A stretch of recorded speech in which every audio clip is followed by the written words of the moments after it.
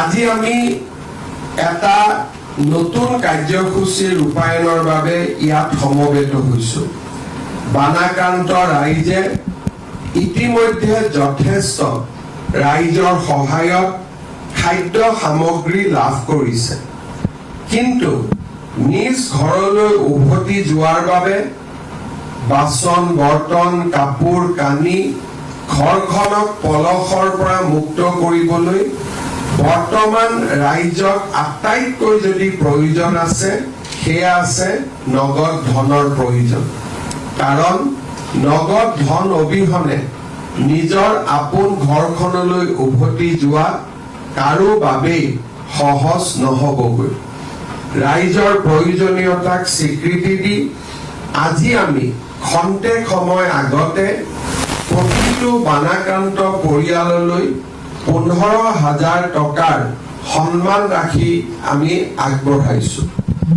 শিৱসাগৰ জিলাৰ 35,298টা পৰিয়াল, চৰাইদেউ জিলাৰ 19,883টা পৰিয়াল, গোলাঘাট জিলাৰ 2,593টা পৰিয়াল আৰু যোৰহাট জিলাৰ 4,922টা পৰিয়াল অৰ্থাৎ 62,696টা পৰিয়াললৈ আমি খন্তেক সময় আগতে 15,000 টকাকৈ বেংক ট্ৰেন্সফাৰ কৰিবলৈ সক্ষম হৈছো। কিন্তু জিলা আয়ুক্তসকলে আমাক জনোৱা মতে এই পৰিয়ালসমূহৰ সংখ্যা 75,000লৈ বৃদ্ধি হ'ব। আজি আমি আৰু 15,000 পৰিয়ালক বেংক ট্ৰেন্সফাৰ কৰিবৰ বাবে সাজু হৈ আছো। জিলা আয়ুক্তসকলৰ পৰা বেংক একাউণ্টছৰ ডিটেইল অহাৰ লগে লগে আজি সন্ধিয়া বা অহাকালি আমি এই 15,000 পৰিয়াললৈ পুনৰ ধনৰাশি মুকলি কৰিম। এনে এছেছমেণ্ট আমাৰ অহাকালিও চলি থাকিব, অৰ্থাৎ 5 তাৰিখ পৰ্যন্ত আমি এই ধন মুকলি কৰি থাকিম।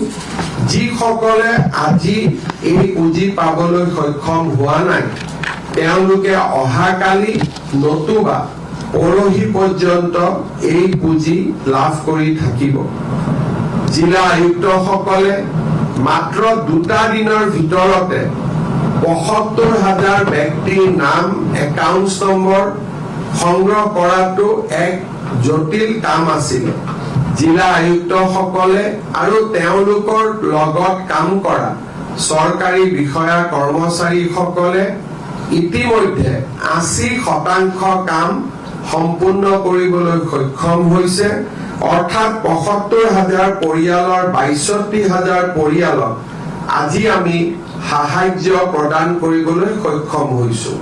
মই বিশ্বাস কৰো তেখেতসকলে অহা 2টা দিনত আৰু প্ৰয়াস আৰু প্ৰচেষ্টা কৰি বাকী থকা 15,000 পৰিয়াললৈও সাহায্য প্ৰদানৰ ক্ষেত্ৰত ৰাজ্য চৰকাৰক সহযোগিতা কৰিব।